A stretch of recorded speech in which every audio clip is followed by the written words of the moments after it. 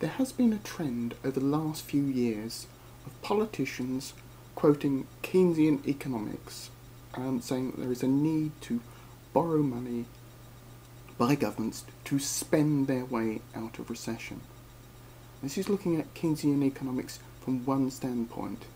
Keynesian economics is actually a much broader aspect than that, and some of the politicians do seem to be missing out on that element.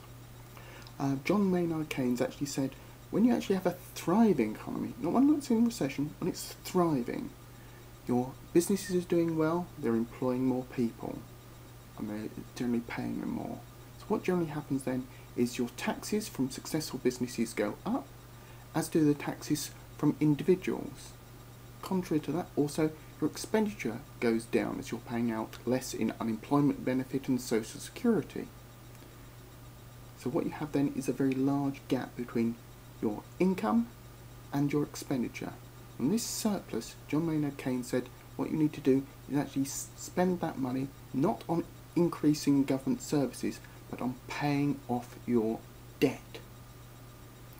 Also, when you have your discretionary expenditure, so like on infrastructure and roads, on say military's new aircraft carrier, you actually cut back that spending as well, because what you're trying to do is produce a counter-cyclical effect. So when your economy's booming, you want to try and choke off that boom so it doesn't become too inflated, too much a large bubble. By reducing government expenditure, you put a brake on that economy so it doesn't go from boom to bust in a very large cyclical swing. You might also suggest, rather than actually cutting taxes, actually increasing taxes also to choke off the expanding economy.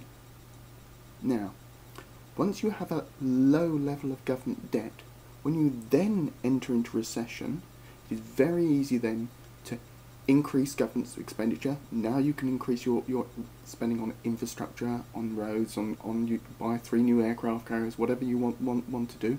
Because you've paid off the debt, you don't have a big burden of debt for your economy. You can pay all of the unemployment benefits and the social securities without having a massive increase in your national debt.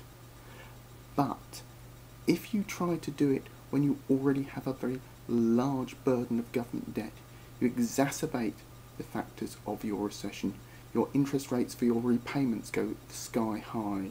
You make your recession last longer and make it far worse than if you didn't do any spending at all. So if you see a government representative or an opposition leader saying, follow Keynes, spend money to get out of the recession, ask them the other question. Are they also following the other element of Keynesian economics? Are they going to cut that spending when the economy booms? And are they going to increase taxes when the economy booms? That's the question. If you have one part of Keynes, you've got to have the other in order to balance the economy over the long term.